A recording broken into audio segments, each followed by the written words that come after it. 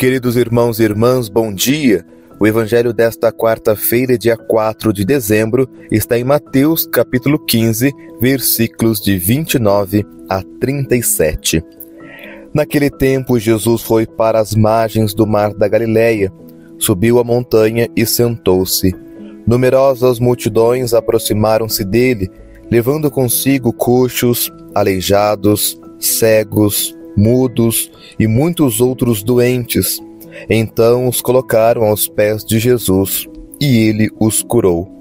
O povo ficou admirado quando viu os mudos falando, os aleijados sendo curados, os coxos andando e os cegos enxergando, e glorificaram o Deus de Israel.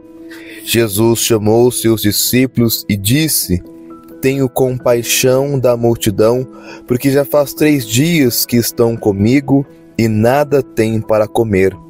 Não quero mandá-los embora com fome, para que não desmaiem pelo caminho.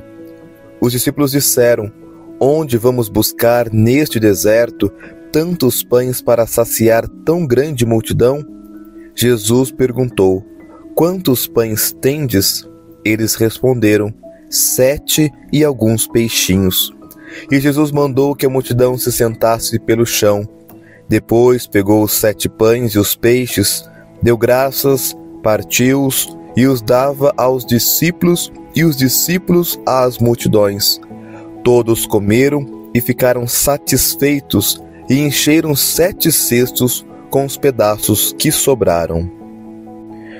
No evangelho de hoje, nós temos Jesus com os seus discípulos, cercados por uma grande multidão. Multidão essa faminta de vida.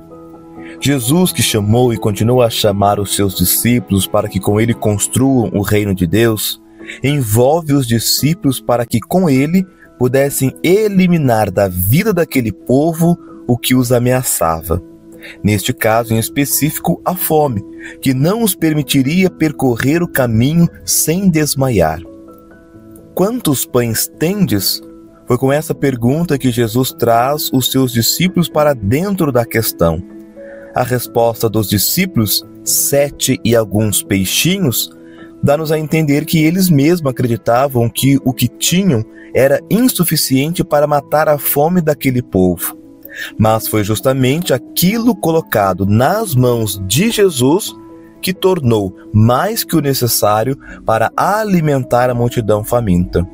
Pois bem, assim como os discípulos, podemos muitas vezes pensar que aquilo que temos seja pouco ou insuficiente para gerar vida naqueles que estão à nossa volta. E de fato será pouco se for uma oferta apenas humana, como se nós fôssemos a fonte de vida e esperança, e não somos. No entanto, o pouco que temos será sim capaz de encher de vida e esperança o outro, se esse pouco for confiado a Deus. É Ele quem faz a obra. Portanto, não tenhamos medo de ofertar aquilo que temos para que Deus transforme no necessário para alimentar tantos que estão à nossa volta, famintos de pão, de água, de roupa, esperança, dignidade. Portanto, nos perguntemos diante deste texto: qual o nosso pouco que hoje vamos oferecer a Deus? Que ao longo do dia de hoje consigamos viver essas palavras. Pai nosso que estais nos céus, santificado seja o vosso nome.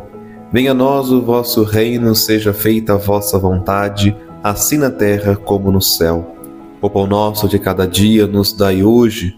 Perdoai-nos as nossas ofensas, assim como nós perdoamos a quem nos tem ofendido, e não nos deixeis cair em tentação, mas livrai-nos do mal. Amém. Deus abençoe o seu dia, em nome do Pai, do Filho e do Espírito Santo. Amém.